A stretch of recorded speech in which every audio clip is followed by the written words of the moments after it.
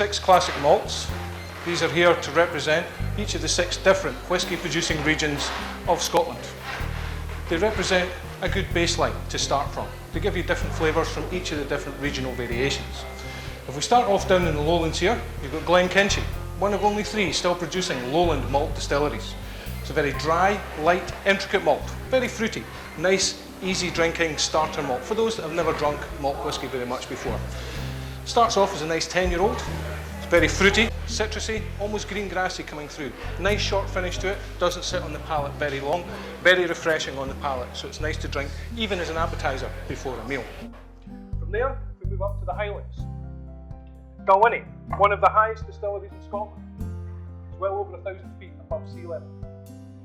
15-year-old single malt. Now, it's very smooth, subtle, mellow malt. Lovely, heavy honey sweetness to it, and a slight hint of peat smoke coming through in the background.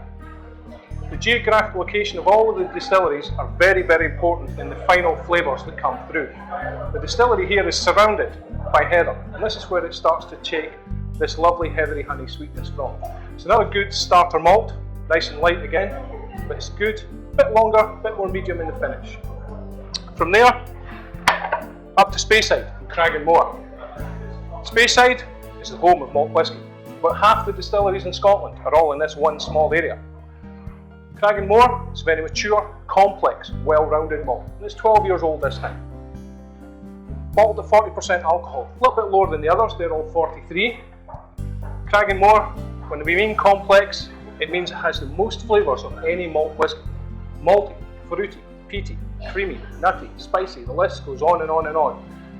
This is one of your general, all-round, easy drinking malt whiskies. It goes well at any time with virtually anything.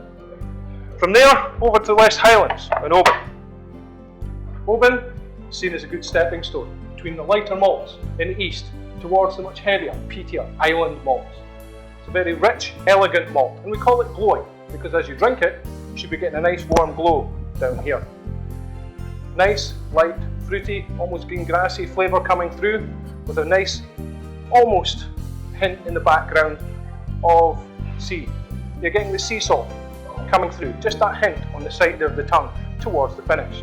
This is another good, all-round, anytime, easy drinking malt whisky. From there, up to Skye in Talisker. Talisker is the only distillery on Skye, 10 years old. This is a very robust malt, heavily peated, strong maritime influences. When you first taste this, very powerful peat smoke, then strong maritime hints, salt, seaweed, all these kind of things coming through. Has a deep, sweet underlying finish to it as well.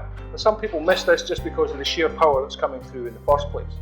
This is very much an after dinner malt, late evening. If you drink this, or the Lagavulin we'll get to in a second, before a meal, you will never taste the meal. The flavours are that heavy, they sit on the palate for a very, very long time. So from there, down to little island of Islay, down in the southwest, Lagavulin. 16-year-old single malt this time. Lagavulin is one of only 7 malts from Islay. It's one of the archetypal Islay malts. Very intense, very potent, quite pungent to the nose. When you first smell it, powerful peat smoke, and then a very strong medicinal smell. When you first taste it, powerful peat smoke, and then a very strong maritime influence starts to come through. This is truly what you build up to in malt whisky.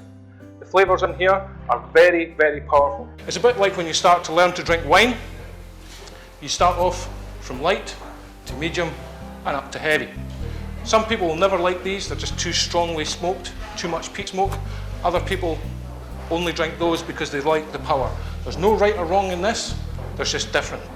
Everybody has different flavours, everybody has different tastes, so that's why there's malt whiskies here to suit every single palate.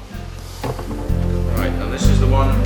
That's the lowland. This is the lowland one. It's about half an hour from Edinburgh, so it's actually quite easy to get to from Edinburgh.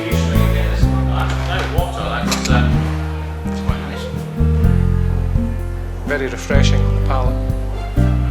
And as you see, the finish is quite short. Because once you swallow, the flavour's gone, so it doesn't affect your palate if you were going to drink it before a meal. And it doesn't burn its way down or whatever, it's smooth. Very, very light.